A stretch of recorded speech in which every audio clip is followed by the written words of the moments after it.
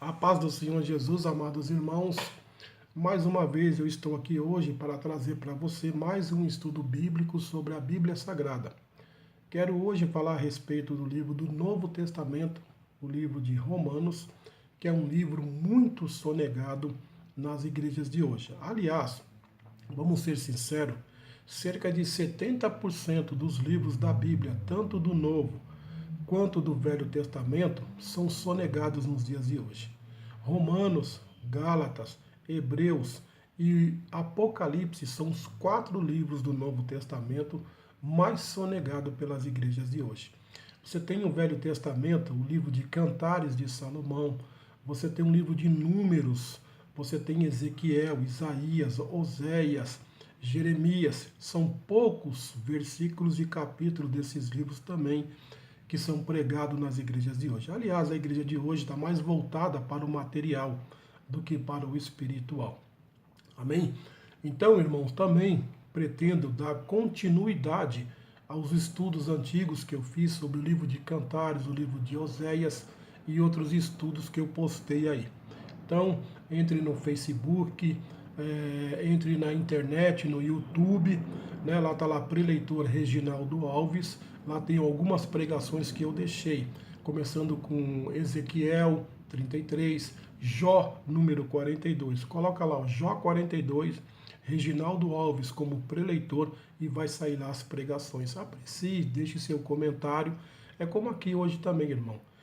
Dê um clique, comente, irmão. Eu fico tão triste, a gente posta estudos, né, as pessoas não comentam, tem tanta fofoca na internet, tem tanta porcaria, basta um ator ou uma atriz, ou seja, alguém postar uma besteira, milhões de cliques, né? Parece que o povo de Deus dá mais valor a lixo do que as coisas de Deus, né?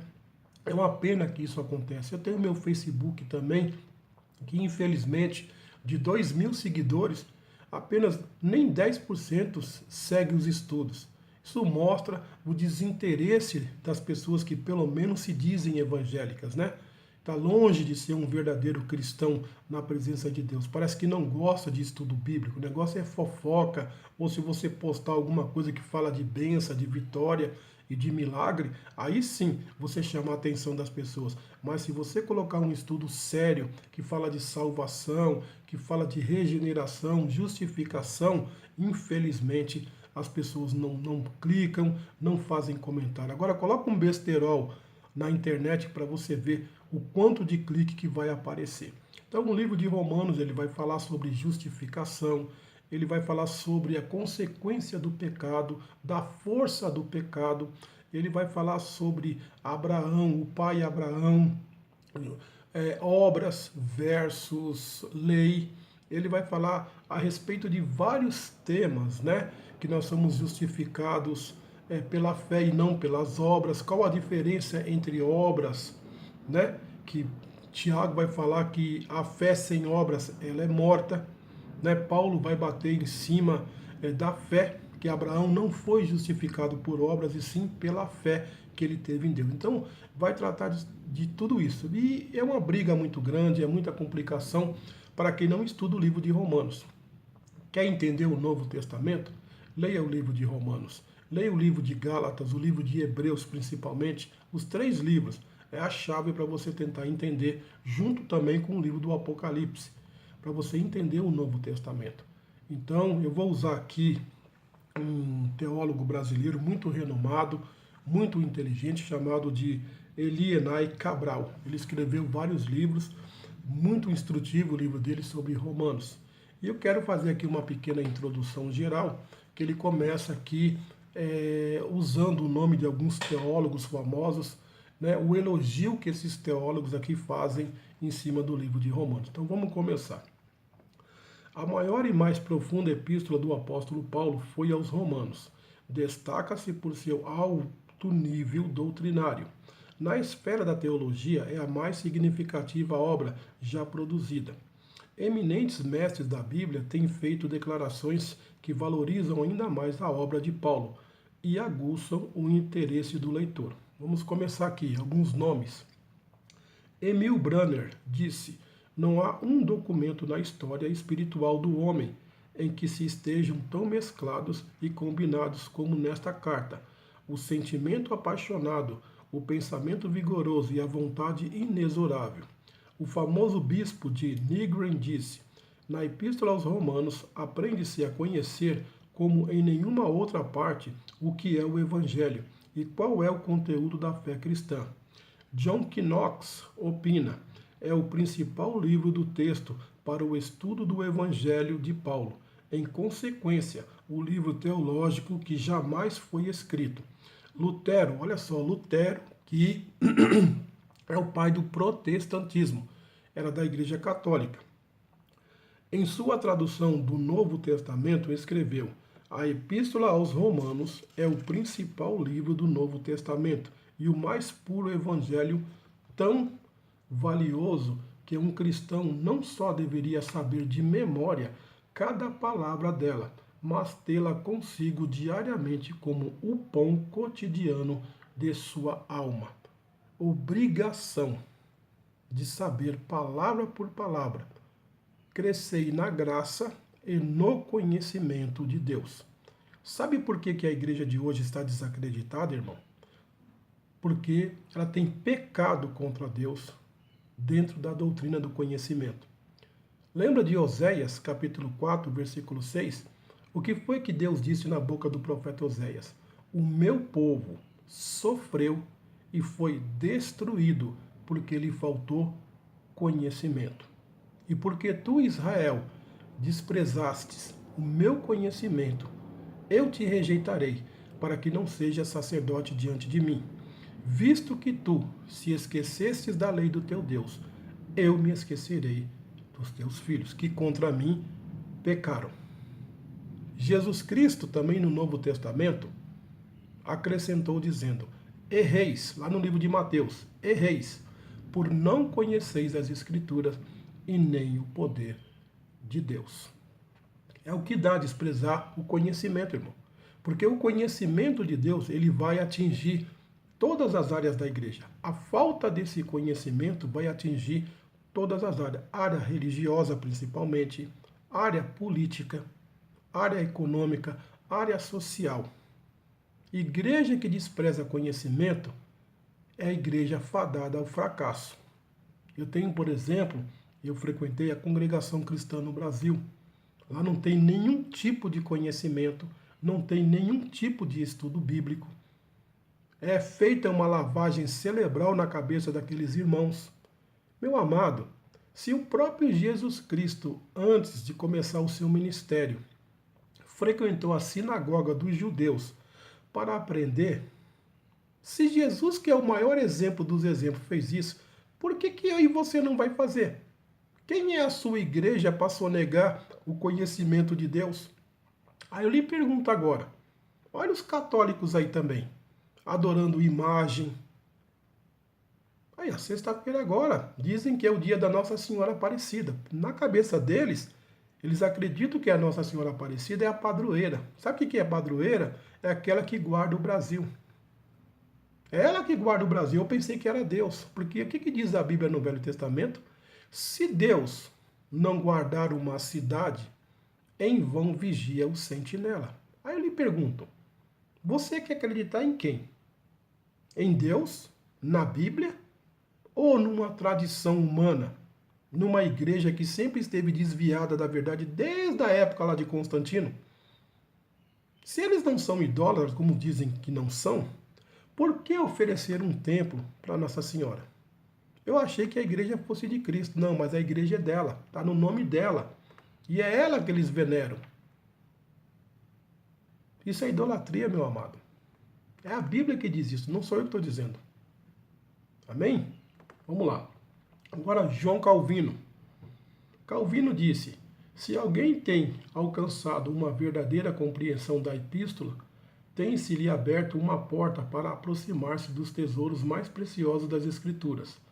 Clifton J. Allen, em seu O Evangelho segundo Paulo, escreveu: esta carta não é um tratado seco sobre abstrações teológicas. É uma obra clássica de teologia e um tratado primoroso que pulsa com vida. Sente-se aqui o calor vivo da verdade redentora. É o testemunho de um destemido pioneiro espiritual. Ouve-se aqui o eco da certeza da experiência própria. Para aqueles que desejam aprender, a carta aos Romanos é persuasiva e convincente. Para os que são espiritualmente sensíveis, ela acusa a consciência e inspiração. Para os perplexos e desesperançosos, ela fala com certeza e consolação. Esses testemunhos e tantos outros qualificam a carta aos Romanos como a epístola cujo conteúdo doutrinário é o mais amplo sobre a salvação, sendo este seu tema central, apresentando com isto um sentido missionário. 5 importantes doutrinas bíblicas são apresentadas na carta e obedecem a uma ordem cronológica especial, visto a imperiosa necessidade da Igreja em Roma. Alguns problemas de ordem doutrinária obrigam Paulo a escrever à Igreja para dirimir dúvidas existentes. Ou seja, homens, teólogos antigos, elogiando essa primazia da carta aos Romanos, que foi escrita para Roma. Não se sabe quando essa igreja foi fundada ou quem fundou. Não tinha nenhum nome importante, senão Paulo não teria destinado essa carta para lá. Se o apóstolo Pedro estivesse lá, Paulo não escreveria essa carta para lá, porque o apóstolo Pedro tinha conhecimento também da graça de Deus. Então, não se sabe quando essa igreja foi fundada ou quem fundou essa igreja. Isso é um tema que depois a gente vai discutir. Então, você vê a primazia que é a carta aos Romanos, que fala sobre justificação, sobre regeneração, fala a diferença entre obras e fé. Ela vai tratar sobre isso. Exemplo, Romanos capítulo 4, quando Paulo diz que se Abraão foi justificado por obras, tem que se gloriar, mas não diante de Deus. Que diz as Escrituras? Primeiro, creu Abraão, e isso lhe foi imputado como justiça.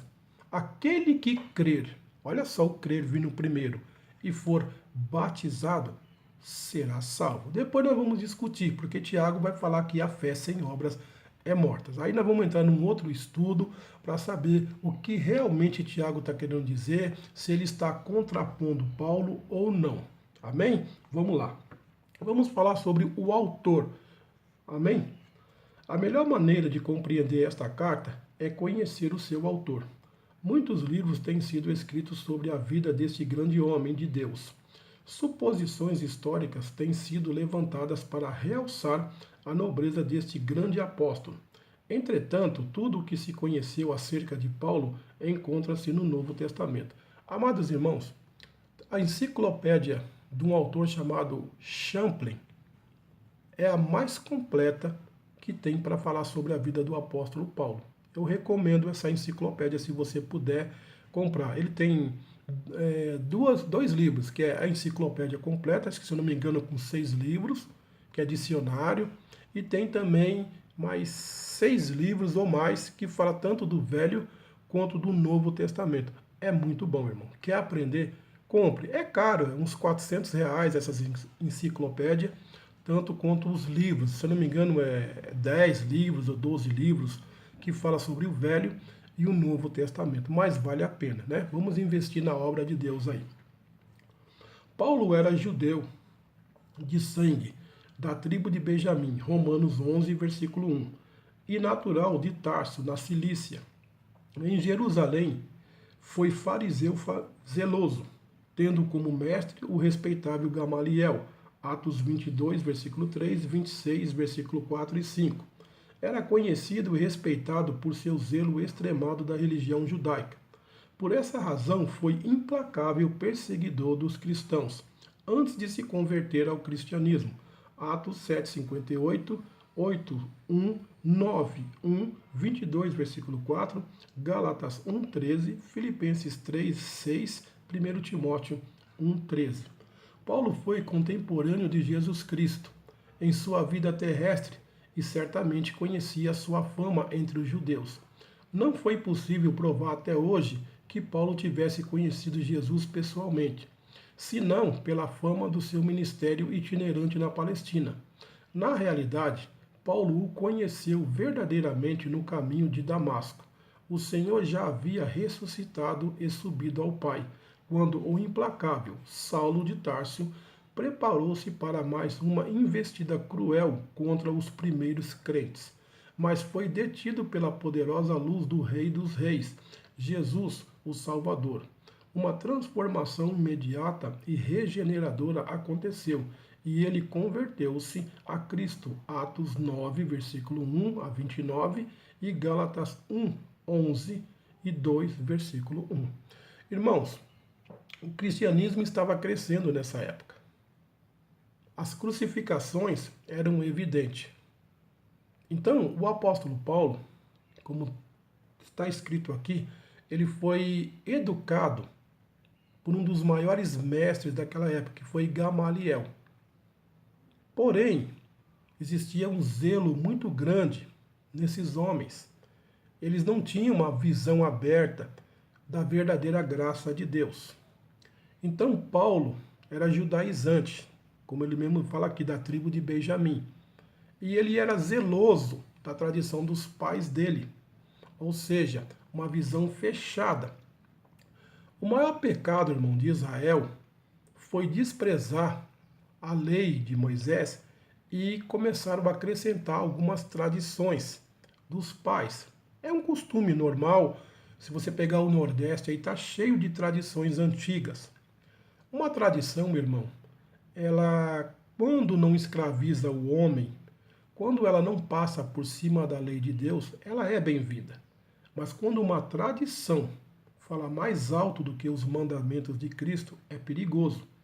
Tem que tomar cuidado. Senão você vai acabar tendo a mente que a igreja quer que você tenha. Eu sempre respeito as doutrinas das igrejas, desde que elas estejam pautadas na Bíblia. Só que tem igrejas como a Igreja Católica, como a Congregação Cristã e tantas outras igrejas que vivem muito mais da doutrina do que dos mandamentos de Deus. Eu vou dar um exemplo para você no livro de Mateus, capítulo 15. Observe os fariseus chegando até Jesus Cristo, tentando pegar ele em contradição.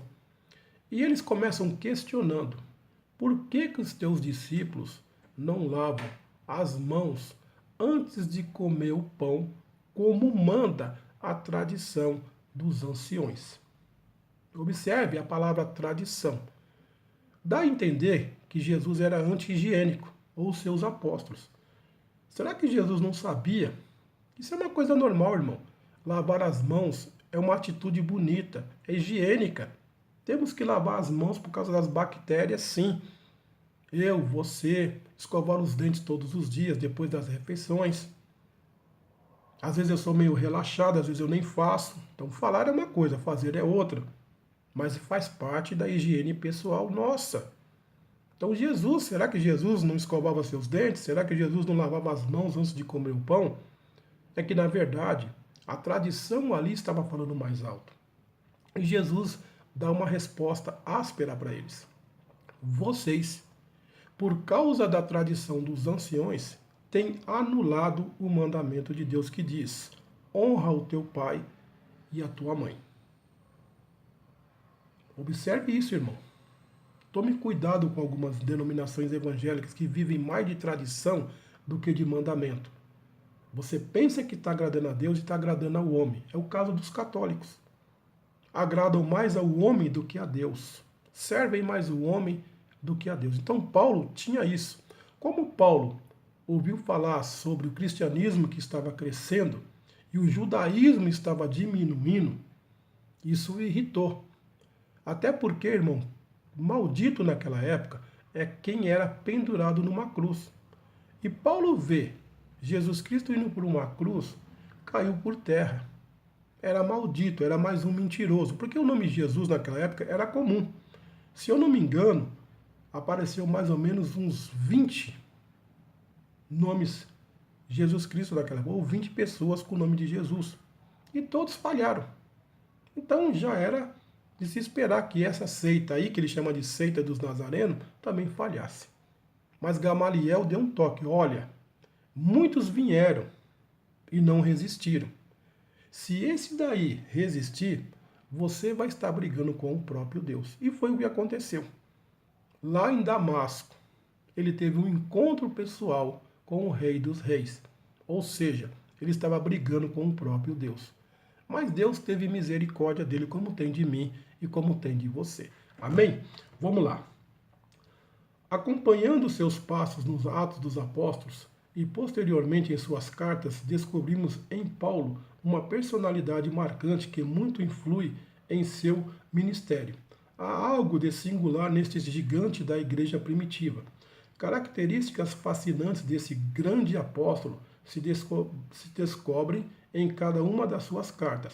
Essas características vislumbram num misto de austeridade e ternura, de severidade e flexibilidade, de intransigência e sensibilidade. Em suma, observamos na alma de Paulo a lógica e o sentimento. Os seus ensinos são profundos porque encerram verdades profundas. Os seus escritos são cristocêntricos e não divagam em superficialidade. Cristo foi seu assunto central nos ensinos e pregações. Sua teologia profunda e racional destaca um cristianismo moralista e põe como ponto alto a pessoa de Cristo. Às vezes, o estilo de Paulo parece torná-lo duro e intratável no que tange a sua intransigência em assuntos doutrinários. Entretanto, ele cultivava a simpatia pessoal ao lembrar nomes, enviando saudações aos amigos conquistados no campo missionário. Ou seja, irmão, ele nunca esqueceu daqueles que o ajudou. Paulo era assim, irmão, zeloso.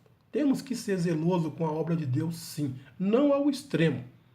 Lembra do que Jeremias disse? Ai daquele que fizer a obra de Deus relaxadamente. Então a igreja nem pode ser muito fechada e nem pode ser muito aberta. A igreja tem que ter um tipo de zelo, sim. Cobrar, sim. É um direito da igreja. Dar testemunho da verdade. Paulo tem ocasiões aqui que ele é duro, sim. Ele defende o evangelho com unhas e dentes. Tanto que lá em Gálatas 2, a partir do versículo 13, vai haver uma pequena intriga entre Paulo e Pedro. Por quê? Porque Paulo, ao ser evangelizado, o leque de abertura espiritual para a graça foi bem maior do que o leque de abertura para a graça do apóstolo Pedro. E olha que os dois foram pregar o mesmo evangelho. Só que Pedro, como foi evangelizado diretamente por Jesus Cristo, teve um contato pessoal, aos poucos a sua mente foi abrindo. Tanto que eles rejeitaram, Pedro negou Jesus 3 vezes. Até então, a mente intelectual e espiritual dos apóstolos não estava aberta totalmente. A diferença está aí, é que Deus abriu o leque de uma tal maneira para o apóstolo Paulo e não abriu para os apóstolos. Só depois de Pentecostes é que os apóstolos realmente vieram entender a obra expiatória de Cristo, que Cristo precisava sim morrer na cruz do Calvário. Amém? Isso é um tema para mais para frente a gente debater. Vamos lá. Na verdade, temos muito que aprender da vida deste grande apóstolo. Com indiscutível segurança e sem qualquer resquício da vaidade, ele nos convida a sermos seus imitadores. 1 Coríntios 4, versículo 6, e diz: o que também aprendestes e recebestes e ouvistes e vistes em mim, isto praticai. Filipenses 4, versículo 9. Irmão, para dizer uma frase dessa, tem que ter intimidade com Deus. Tem que ser muito espiritual, tem que andar na verdade de Deus, porque só assim, porque para bater no peito e dizer, sejai meus imitadores, como eu fui de Cristo, eu vou te ser sincero, irmão. Vou ser sincero, são poucos.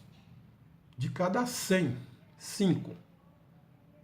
Eu não sei se eu tenho essa capacidade de bater no peito e dizer, sejai meus imitadores como eu fui de Cristo. Eu estou tentando imitar. Tenho ainda uns requisitos, tenho que me converter aos pouquinhos, mas esse homem aqui, a glória é de Deus, é lógico. mas ele era um homem zeloso, sim, no bom sentido da palavra, brigava pelo evangelho. Outra coisa, irmão, que você precisa aprender a respeito do apóstolo Paulo. Ele nunca defendeu placa de igreja. Ele sempre defendeu o evangelho. Observe o que ele disse a Pedro. E quando eu vi que eles quem? Os apóstolos, que eram coluna da igreja, não andavam segundo o evangelho, ao o aí. O é um artigo masculino singular. O evangelho, fitei-lhe na face, porque ele era irrepreensível. Imagine, irmão, um homem que não conheceu Jesus pessoalmente, como os apóstolos conheceram. Um homem chamar a atenção de apóstolos que andaram com Jesus Cristo, porque Pedro cochichava em dois pensamentos. Pedro tinha muito medo dos homens da sinagoga. Ele tinha um respeito muito grande, porém tinha um certo receio de se queimar com eles. E uma hora ele comia com gentios, outra hora ele comia com judeus. Isso irritou o apóstolo Paulo. Com certeza Deus ali já estava de olho em Pedro, sabendo que Pedro ainda estava com a mente meio fechada. Como muitos evangélicos hoje têm a mente completamente fechada. Ainda não entendeu o que é evangelho. Aliás, a igreja de hoje, irmão, não sabe o que é o verdadeiro evangelho. Evangelho, meu amado, é poder de Deus. Poder no grego é dynamites ou dinamite. Quando existem barreiras, montanhas, prédios, a dinamite entra em ação. Ela explode essas montanhas para abrir caminho. É isso que o evangelho faz. O verdadeiro evangelho pregado explode dentro da pessoa e vai quebrando as barreiras, tirando as heresias, tirando as falsas religiões da mente, tirando os falsos comportamentos. É isso que o poder do evangelho faz. Transforma pessoas. Esse é o maior papel do evangelho. Não é comida, não é bebida. É transformar pessoas. É isso que mais agrada a Deus. Agora, irmão, dentro dessa transformação, que é um processo regenerativo, Deus nos abençoa. Deus nos abençoa, assim como um pai. Quando o filho é obediente, de vez em quando o pai traz uma benção para o filho. De vez em quando um pai traz um presente para um filho. Mas ele está de olho no filho. Deus é a mesma coisa. Amém? Vamos lá? Data e lugar. Não é difícil estabelecer o lugar e a ocasião em que foi escrita a carta. Paulo fazia a terceira viagem missionária e, quando escreveu a carta, estava na próspera cidade de Corinto, capital da província romana, e de Acaia, no território da Grécia. Depois de ter passado em Éfeso algum tempo, doutrinando e estabelecendo a igreja ali, Paulo foi a Corinto. Por 3 meses ficou hospedado na casa do fiel amigo Gaio, possivelmente na primavera de 57 ou 58 d.C.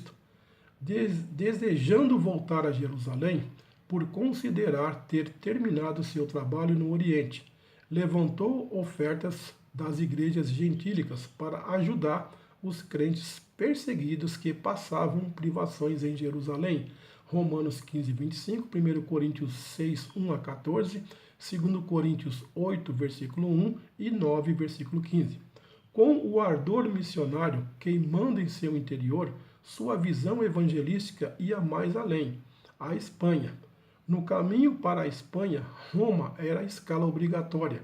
Por isso, Paulo aproveitou a oportunidade para escrever esta carta aos crentes em Roma, visto que desejava expor a fé cristã para dirimir as dificuldades doutrinárias existentes na igreja em Roma, das quais Paulo era sabedor. Ou seja, escreveram para Paulo. Muitos judaizantes aceitaram Jesus como seu fiel salvador. Porém, existia uma grande maioria de judeus que não aceitavam Jesus por completo. Então eles queriam ainda acrescentar a guarda do sábado, não comer carne de porco, não pegar dinheiro aos sábados. Então, existia muitas outras coisas que já não faziam mais parte da graça de Deus, que já não era mais necessário cumprir. Guardar o sábado era um deles. Não havia mais a necessidade, porque o peso que o sábado tinha na lei já não tem mais na graça. Eu respeito até os adventistas de sétimo dia, mas até hoje eles não conseguiram me convencer a guardar o sábado. Até porque, irmãos, não existe um capítulo no Novo Testamento ou um versículo que me obrigue a guardar o sábado. Você tem Romanos 14, lá é bem taxativo. Uns crê que tudo pode comer. Aquele que come legumes não critica o que não come. Uns crê que pode guardar dias, meses. Paulo não está discriminando, mas também não está orientando. Não existe no Novo Testamento nenhum versículo ou capítulo que me obrigue a guardar o sábado na graça nos dias de hoje. Mas eu respeito. Amém? Então eu vou encerrar por aqui. Vou trazer um segundo vídeo. E no terceiro vídeo nós vamos falar a respeito dos capítulos e dos versículos do Novo Testamento aqui, principalmente da carta aos Romanos. Então o próximo tema vai ser a igreja em Roma. Quem fundou, né? Nós vamos discutir a respeito disso. Então, quero que você dê um clique, que você comente, divulgue, irmão. Vamos divulgar os estudos bíblicos. É uma pena que muita gente dá tanto valor para a fofoca da internet. É tanta porcaria. Basta você gravar um vídeo de bênção, todo mundo entra para clicar. Mas quando você coloca um estudo bíblico sério, são poucas pessoas que se interessam. Mas, como diz a Bíblia, Deus ainda tem os seus 7.000 que não se prostrou ainda. Amém? Deus abençoe e muito obrigado.